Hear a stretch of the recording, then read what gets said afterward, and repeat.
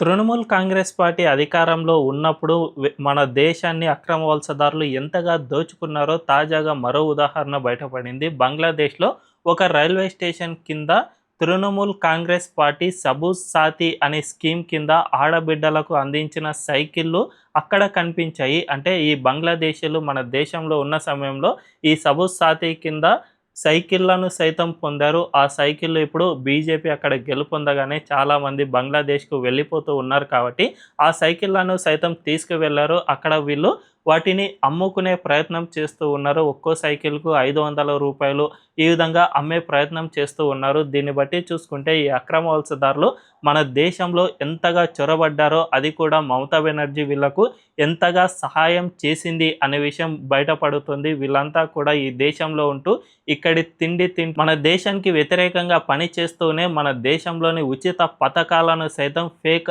Aadhaar and voter కార్డులతో పొందారు అన్నది స్పష్టంగా అర్థమవుతుంది. మరి ఈ విషయంపై మీ అభిప్రాయం ఏంటో కామెంట్ల రూపంలో తెలియజేయండి.